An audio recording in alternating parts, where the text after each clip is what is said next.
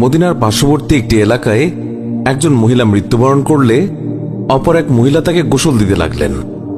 যে মহিলা গোসল দিচ্ছিল তার হাত যখন মৃত মহিলার উরুতে পৌঁছালো, তখন সে আশেপাশে বসা 2-4 জন মহিলাকে বলে উঠল, হে আমার বোনেরা, তোমরা কি জানো এই যে আজ মহিলা আজ মৃত্যুবরণ করেছে, তার তো অমুক পুরুষের সাথে অবৈধ সম্পর্ক ছিল।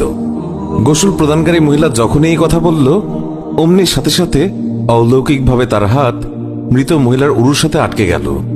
পাশের মহিলারা ওই মহিলার হাত ছুটানোর জন্য অনেক টানাটানি করল, কিন্তু কিছুতেই ছুটাতে পারল না। বেশ জোরাজুরি করাতে হাতের সাথে উরুও চলে আসতে লাগলো। এইভাবে অনেক সময় অতিবাহিত হতে লাগলো। মৃত মহিলার আত্মীয় স্বজনেরা বলতে লাগলো, বিবি, এই যে দ্রুত গোসল শেষ করুন, সন্ধ্যা হয়ে আসছে, জানাজা শেষে আমাদেরকে দাফন করতে হবে।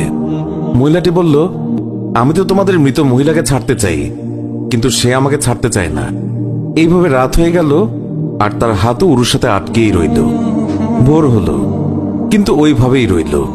তখন সমস্যার জটিলতা দেখে মহিলার পরিবারের সদস্যগণ ওলামায়ে কেরামের কাছে গেলেন এবং একজন আলেমকে বললেন, মৌলভী সাহেব, একজন মহিলা অন্যজনকে গোসল দিচ্ছিলেন, তখন তার হাত মৃত মহিলার উরুর সাথে আটকে গেছে, এখন কি করা যায়? তিনি ফতোয়া দিলেন, ছুরি দিয়ে জ্যান্ত মহিলার হাত কেটে দাও। তখন গোসল প্রদানকারী মহিলার আত্মীয়রা বলল, আমরা আমাদের মহিলাকে ত্রুটিযুক্ত বানাতে চাই না, আমরা তার হাত কাটতে দেব না। সবাই অন্য মৌলভীর কাছে গেলেন, তাকে সবকিছু বললে তিনি বললেন, ছুরি দিয়ে মৃত মহিলার গোশত আলাদা করে দাও। তখন মৃত মহিলার আত্মীয়রা বলল, আমরা আমাদের মৃতকে খারাপ বানাতে চাই না। এইভাবে 3 দিন 3 রাত অতিবাহিত হয়ে গেল। প্রচন্ড গরম ছিল, সূর্যের তাপ ভয়াবহ রূপ ধারণ করল, ফলে দুর্গন্ধ ছড়াতে লাগলো। আশেপাশের অনেক এলাকায় খবর ছড়িয়ে পড়ল। সবাই ভাবল, এখানে তো সমাধান হচ্ছে না, চলো মদিনায় যাই। সেখানে তখন ইমাম মালিক রহমতুল্লাহ আলাই প্রধান কাজীর মর্যাদায় ছিলেন। লোকেরা মালিক রহমতুল্লাহ আলাইয়ের দরবারে পৌঁছে বলল, হযরত, একজন মহিলা অপর একজন মৃত মহিলাকে গোসল দিচ্ছিলেন, তখন তার হাত মৃত মহিলার উরুর সাথে আটকে গেছে, ছাড়ানোই যাচ্ছে না। 3 দিন হয়ে গেছে, এখন কি ফতোয়া? ইমাম মালিক রহমতুল্লাহ আলাই বললেন, আমাকে সেখানে নিয়ে চলো। সেখানে গেলেন এবং চাদর দিয়ে আড়াল দেয়া হলো। তারপর পর্দার ওপাশ থেকে দাঁড়িয়ে গোসল প্রদানকারী মহিলাকে তিনি বললেন, বিবি, যখন তোমার হাত আটকে যায় তখন তুমি কিছু বলনি তো?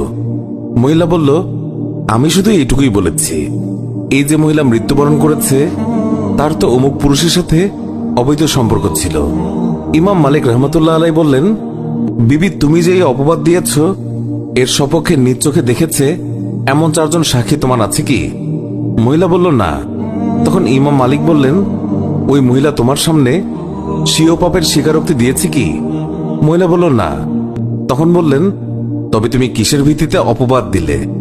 মহিলা বলল, আমি তো এই জন্য বলে দিয়েছি যে মৃত মহিলা কলস উঠিয়ে অমুকের দরজার সামনে দিয়ে যাচ্ছিল। এই কথা শুনেই ইমাম মালিক রহমতুল্লাহ আলাই সেখানে দাঁড়িয়ে পুরো কোরআন শরীফের প্রতি দৃষ্টি দিলেন এবং বললেন, কোরআন শরীফের মধ্যে এসেছে, যারা সতী সাধ্যের প্রতি অপবাদ আরোপ করে অতঃপর সপক্ষে 4 জন পুরুষ সাক্ষী উপস্থিত করে না, তাদেরকে 80টি বেত্রাঘাত করো। সূরা নূর আয়াত 4। যেহেতু তুমি কোনো প্রমাণ ছাড়া একজন মৃত মহিলার উপর অপবাদ আরোপ করেছ, আমি প্রধান কাজী হিসেবে নির্দেশ দিচ্ছি, জল্লাদ, তাকে বেত্রাঘাত করতে শুরু করো। জল্লাদ তাকে প্রহার করতে শুরু করলো। তাকে বেত্রাঘাত করা হচ্ছিল। 70টি বেত্রাঘাত মারা হলেও হাত পূর্বের মতো আটকেই রইল। 75টি বেত্রাঘাতের পরেও পূর্বের মতোই রইল। 79টি বেত্রাঘাতের পরও হাত উরুর সাথে আটকেই রইল। অতঃপর যখন 80টি বেত্রাঘাত সম্পন্ন হলো, অমনি হাত উরু থেকে এমনিতেই পৃথক হয়ে গেল। আল্লাহ আমাদের সবাইকে হেফাজত করুন, অন্যের গীবত গাওয়া থেকে মুক্ত করুন, আমিন। আল্লাহু আকবার। আল্লাহ পাক আমাদের সবাইকে হেদায়েত দান করুন।